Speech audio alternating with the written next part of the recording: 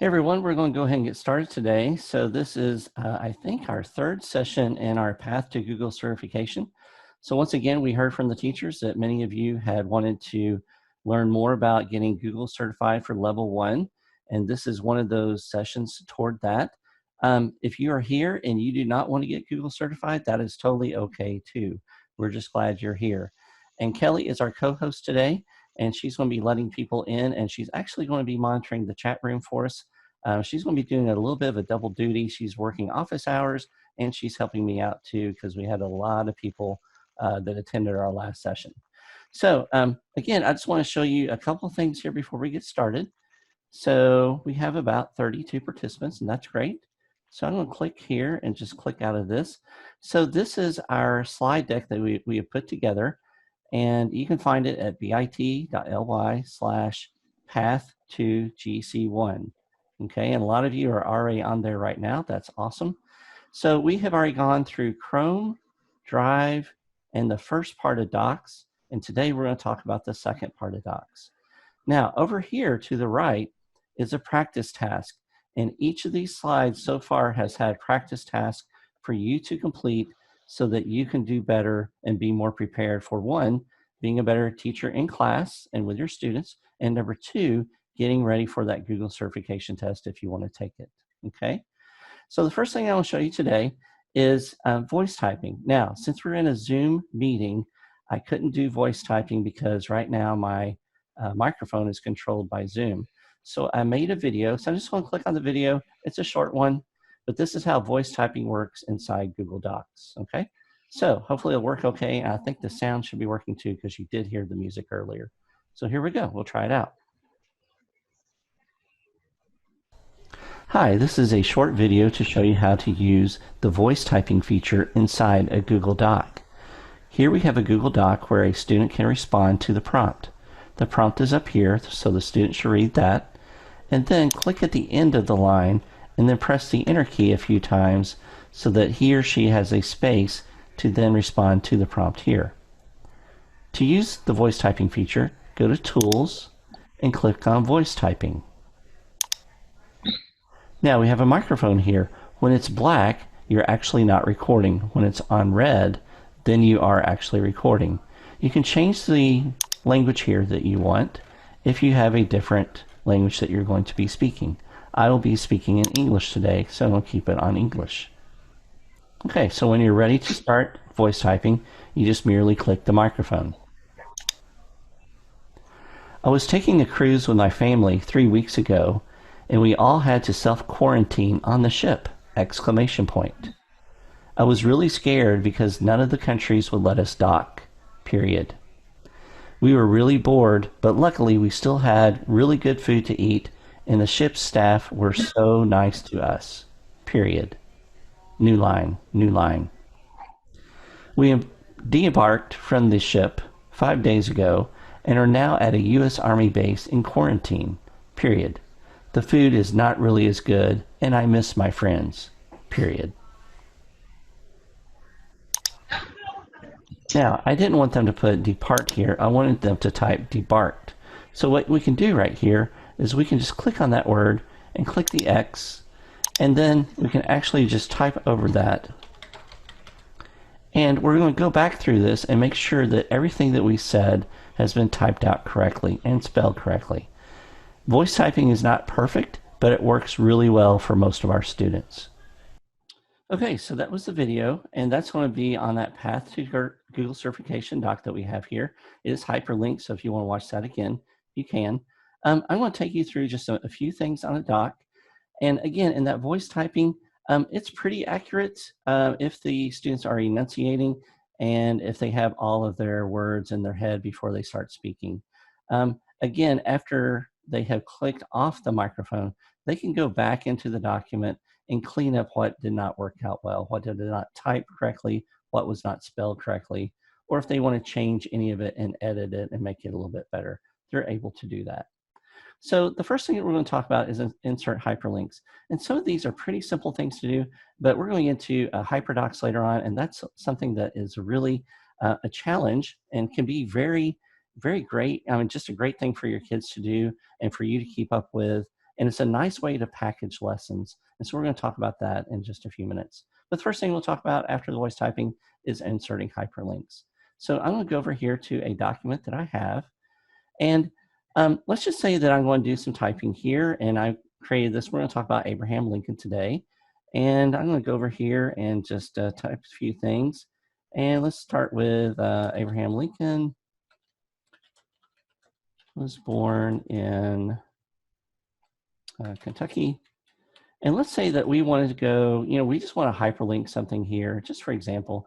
And maybe we want this to go to actually Kentucky.com so they can click on that and learn a little bit more about something that's in Kentucky. And we all know about Kentucky.com. It is our newspaper. Okay, so maybe we're linking here, or maybe we found something else that we wanted to go to. Maybe we're just going to type in Kentucky here. And we'll just see what else we can find besides the newspaper. So let's see, there's Kentucky.gov. We can take them to Wikipedia. Okay, so let's click on that. And we'll just go up here to where the URL is, and we'll click on that and do a copy of it. And then we'll go back to our doc, and we'll just hyperlink it right here. We'll highlight it. And then up here, there's a little hyperlink button. So we click on that to insert the link. And then we can just do a Control V, which is paste, or we can just do a right click with our mouse to paste it. And then we hit apply. So now it's hyperlinked. Now, if we want to put in some pictures here, I'm going to show you how to hyperlink those as well. So let's go back to Google, and I'll just do a search for Abraham Lincoln.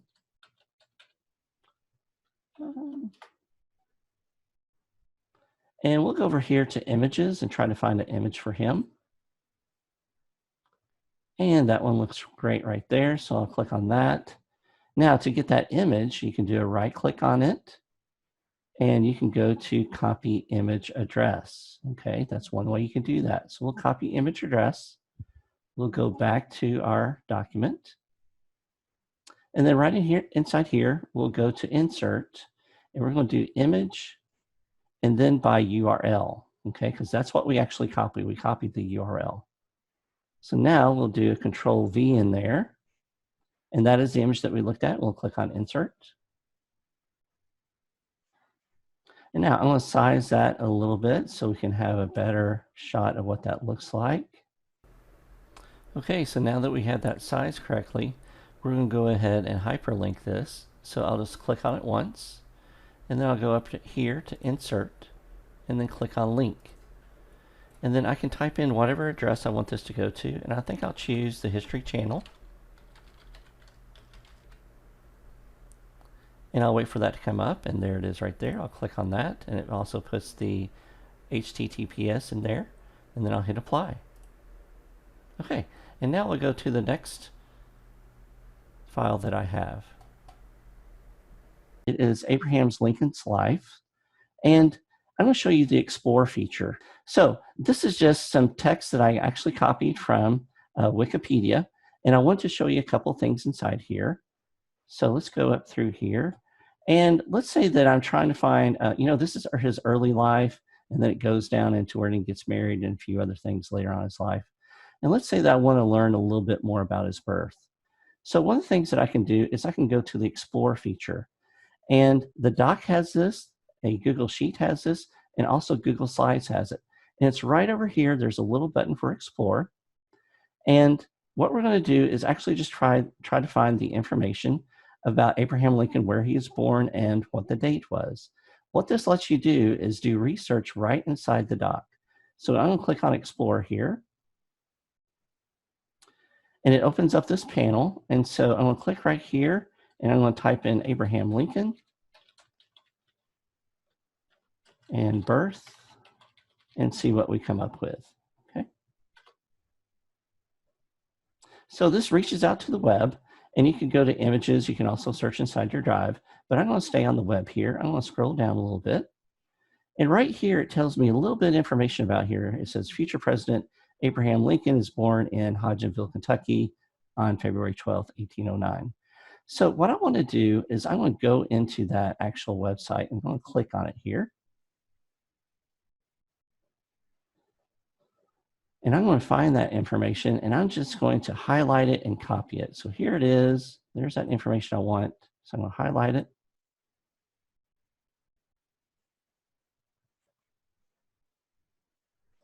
And I want to copy it. Then I want to go back, and I want to paste that in here right here so I can refer to it. Okay. Now, what I'm going to do is I'm actually going to change this font a little bit. And one thing that I like to do is I like to highlight that, and it's not close to what I'm using down here. So I can go over here to Format, and I can go to Clear Formatting. So that clears a lot of that up. It takes out the red, it takes out some of the sizing of it and so forth. And now I'm just going to use this text right here, and I'm going to backspace this. Okay. And now I can use that information. Now, what I want to do is I want to cite where I got that. So I'm going to put my cursor right here at the end. And then over here, I have these little quotes that come up. And it's a great feature. I can click on them, and I can go Cite as Footnote. So when I click on that, then I get that little one notifying that it's been cited.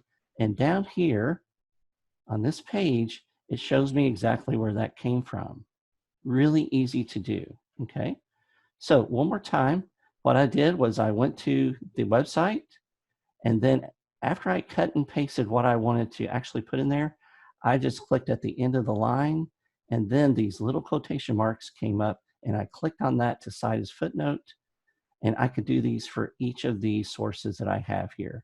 So since I got this from Wikipedia, this stuff over here, I can cite some of this. I can go to the very end of this, because all this other information I got from Wikipedia, and I can put that right there, and I can go right here to cite,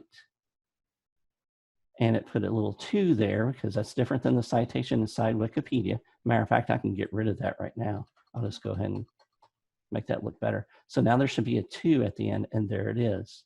So citing resources is really easy inside a Google Doc because you can use the Explore feature. It's a wonderful thing for us to use. Okay. Now, another thing that I want to show you is that because I have so much text here, let's scroll down a little bit.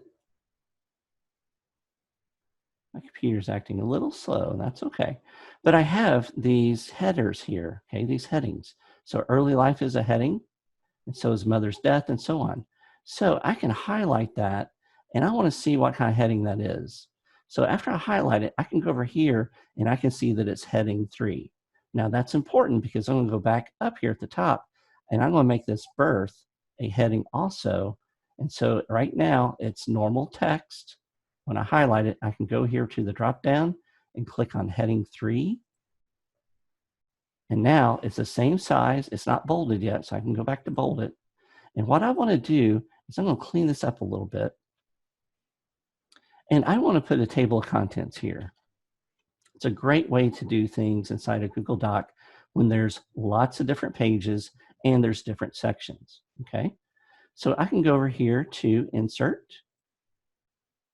and then Table of Contents. And I have 2 choices. One of them is with page numbers, and then the other is just blue links. So it's up to you whichever one you want. I want to use the one with page numbers. And now I have a table of contents here, and it tells me what page number all of those entries are on, those paragraphs. And so I can go up here to the top, and I can type table of contents.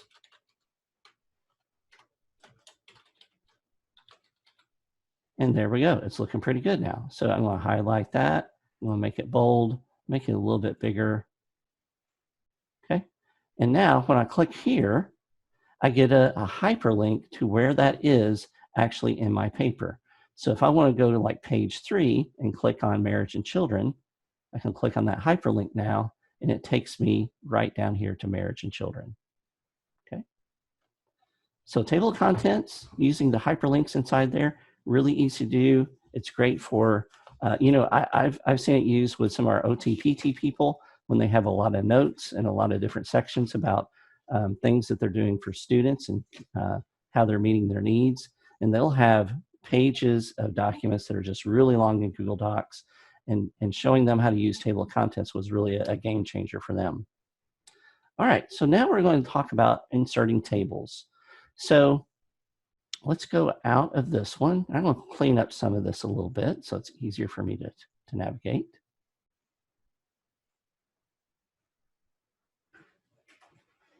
And I'm going to clean this up a little bit. We're going to use this document here, okay? So hold on just a second. I want to show you what some HyperDocs looks like, because when we talk about tables, it's really easy to say, oh, you insert a table, big deal. Well, what we really want to do is we want to show people how to use HyperDocs. And HyperDocs are a way to package your presentation so that your kids have everything in one place. Oftentimes when I go and troubleshoot Google Classroom with teachers, they may have 4 or 5 different things that they're linking to inside one assignment. Okay, maybe that's the assignment for the day, but there's 4 or 5 things that the kids have to open. Well, creating a HyperDoc minimizes all of the transfer between different files that the kids have to do so they can do their lesson. And I'm going to show you a few examples here, okay? So let's start here. So here's one. And again, these are made with tables. And this is just a student choice HyperDoc. And they have different choices they can choose from. And the teacher may say, you know what? I want you to do 5 of the, how many choices there are here? What we got? 8, 10, 12 choices. So maybe they have to do 5 of the 12 choices. Okay. So, and they can insert things going over to maybe to Desmos, or maybe going to Flipgrid, or maybe going to a Padlet, maybe going to websites, maybe opening up a Google Doc. Maybe it's a collaborative slide deck that they're actually opening up and they're participating in that. So they could also put an Edpuzzle in here. Lots of different things that the teachers can do. And this is all on a one-shot place for the kids to go to, okay, to find what they need to do. All right, here's another one. This one is just a little messy for me, but it reminds me that also you can put in pictures. You can organize it the way that you want. You can have it linked to videos that are YouTube right here. They have songs, they have clips from a movie, they have a lot of different things. And the great thing here is that the kids can also go in here and you can leave spaces for them to type and to respond to questions in here. In this particular one, there's not any space for that, but they have them go out to Flipgrid and to Padlet, which is great because those are great apps they can use inside their HyperDoc. Okay. So here's another one. This is the last one that I'll show you.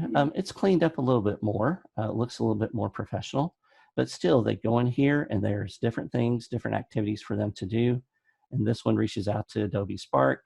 And then they have a turn-in page and so forth here as well. Okay. So I got all of these actually from Matt Miller. Matt Miller is a Google guru. If you are not following him, you should. He talks, if you Google Matt Miller and HyperDocs, all these will come up and show you some of the great ideas that he's come up with. And here's the page that it looks like. I'll just put that right in here. Looks just like that. So Ditch That Textbook is Matt Miller, and this is where I found those examples right here. HyperDocs Toolbox. Okay. All right, so I'm gonna clean some of that up, and then we're gonna get in here and we're gonna make a HyperDoc of our own. Okay, so here we go, back to Quintessential President. And so a couple things that you may want to do is you may want to color the background of your HyperDoc. And I showed you that, I think, in the last session, but we'll show you again how to do that. We'll change this to maybe a light blue color. So we'll go over here to File, and then go to Page Setup. And I'm going to go over here, and I'm going to choose something that's a little bit of a light blue. Okay. All right, that looks pretty good. I think I can deal with that. And I want to make a table in here, and I already have an idea of what I want my HyperDoc to look like so that I can save you all time in watching this video. So what I want to do is I want to make a 2x3. So I'm going to go over here to Insert and a Table and make a 2x3. Okay. And then I'm going to type in some words here. I'm actually going to change the background of this so that it has a little bit of contrast between the blue. So I can highlight this entire, it's hard to see, but it's highlighted, and then I can click on it and highlight the entire table, do a right click on it and go to Table Properties, okay? And here I can change the border, you know, how many points, how wide it is. I'm going to go right here to cell background color. I'm going to choose a light yellow. Okay. And I may come back to visit this depending on what I want to do. The cell vertical alignment, I'm going to have that go as the middle. I'm going to stay with that and see if that works for me throughout this entire process. Let's try that again. So here we go. Yep, there we go. Yeah, my computer's lagging a little bit. That may have been the problem with my hyperlinking of the image earlier. So let's type in a few words here that I want to put.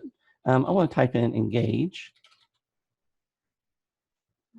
explore, and reflect.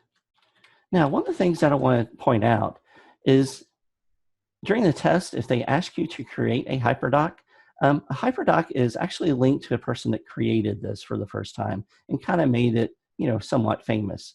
So they use the terminology multimedia text set. And so if you go back to our document where we're looking at all this, I put here multimedia text sets as something that we're talking about when we're packaging lessons. Okay, so that's something that you just kind of need to know. It's like a tissue versus a Kleenex. Somebody owns that word HyperDoc, and this is just the generic term right there. Okay. All right, so I'm also going to put some pictures here that I want. So I'm going to put a picture right there. And that picture, I'm going to grab it. I'm going to show you what that looks like. I'm going to grab the address for it. So I'll paste it up here. And this is actually a really cool picture, just kind of showing how Lincoln had aged in just a short amount of time from 1860 to 1865. And so I'm going to actually take this link right here because this link is just to this picture. So I'm going to copy that link right up here. I'm going to copy it. Then I'm going to go back to my HyperDoc, and I'm going to go right inside here. I'm going to go to Insert, and then Image, and then by URL again. So I'm using that pretty frequently because it's a pretty easy way to actually get the image that you want. So then I'm going to click on Insert. Okay, and there's that picture. Now I'm going to highlight this because I want this text to be quite a bit bigger to stand out a little bit more. Okay, that looks pretty good. And I also have some other things to do here. So I'm going to click on Engage here, and I'm going to type some more text, and that text needs to be a lot smaller. So I'm going to go to maybe, let's see, 18, and I'm going to grab that text and copy and paste it here. So what we're doing is we're building that HyperDoc. We're getting them to look into an activity. The activity here is to look at this picture and talk about some of the events that may have caused them to age so much. Next, we're going to actually include a YouTube video. So I'm going to go find a YouTube video here. And I know this may run just a little bit longer than 30 minutes, but hang in there. We don't have a whole lot more to do. I think we'll get it all covered. So I'm going to type in Abraham Lincoln. And let's see. Some of these are really long, and I do not want to choose them for whatever reason. I'm afraid things may just totally freeze up if I do. So I'm going to say, let's see, how about this one right here? This one looks pretty good. Now, I'm going to do this. There is another way to actually insert videos inside docs, and it's using the drawing tool. And I don't really want to go into drawings right now, the drawing app rather. I don't really want to do that. So what I do want to do is I just want to capture this image right here, and I'm going to go down to my snipping tool, and I'm going to put on a little delay of about 3 seconds, and I'm going to click on New, and I'm just going to grab that image. Okay, so there it is. I like that image right there. So I'm going to copy it. I'm going to go back to my quintessential, and I'm going to do a paste. All right, looks pretty good. I'm going to size that up a little bit. All right, I can also make that center of the cell, so that's looking pretty good. Now I'm going to go back to that YouTube video. Okay, I'm going to click on it to open it.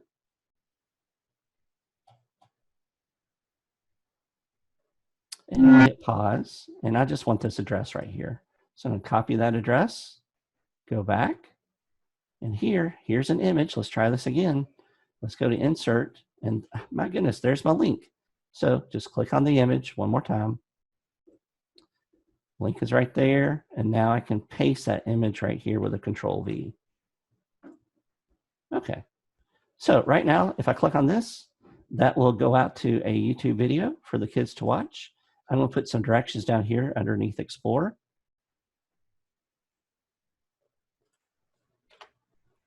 And we're going to change that to 18. So, all right, here we go. Okay, watch the video to the right. Now, the last thing that I'm going to have the kids do is I'm going to have them reflect.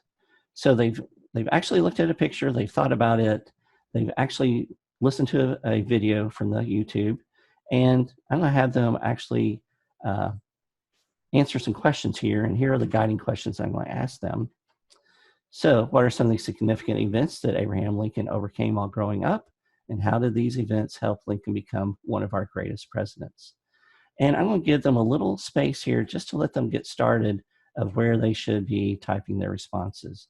So over here in this cell, I'm going to paste this in here, and I'm going to put that at the top if I can. You know what, I'll just leave it right there, that's fine. Okay. Now, if there's things that you didn't like on this, you can go back into the table properties, and you can change, you know, how the cells are lining up, what the color of the background is for each cell if you want. I'm going to clean this up a little bit better. And so if I wanted to make maybe this a white color, I can just do a right click here. I'll click in it one time, do a right click and go to table properties. And maybe I want that to be white so it stands out. So I can click on white and then press OK. And now they have a section that kind of stands out for them to do something different. And here they are, they can start with typing right there for their reflection. Okay, so that is a pretty easy HyperDoc to make. I know that yours will probably be a little bit more involved, but maybe something that you want to start out with. If they ask you to create a multimedia text set inside the test, the coloring, the sizing, a lot of that does not matter because you are graded with an algorithm. And that algorithm does not care if you know the difference, you know, to make colors, you know, look good. It doesn't really matter that much about sizing. It just matters what kind of content you have put inside the HyperDoc, okay? So the last thing that I'm going to show you today, I think I've hit everything that I'm supposed to hit, is how to make a copy for each student in Google Classroom with this HyperDoc that I just created. And you would want to deploy this to every single kid and make a copy for each student. So I would go over here to Google Classroom. I'm going to open up Classroom here. Oops. All right.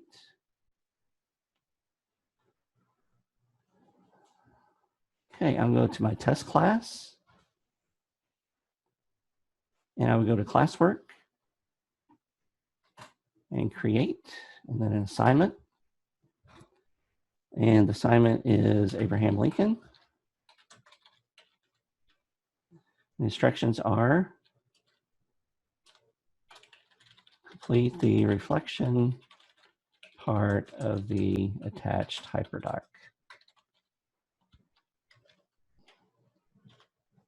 Okay, then I would go right here to add. And I'll go to Google Drive. And that is something recent that I've worked on. So hopefully it's going to show up right here in the top few. All right, there it is right there. So I'm going to click on it once and then click add. And then over here, I'm going to go to make a copy for each student. Okay. And then I can change the number of points as well. So I'll make this 25 points. And I can give it a due date or not. I can also change the topic is social studies. So now I know how it's categorized. And then I can go over here and hit assign.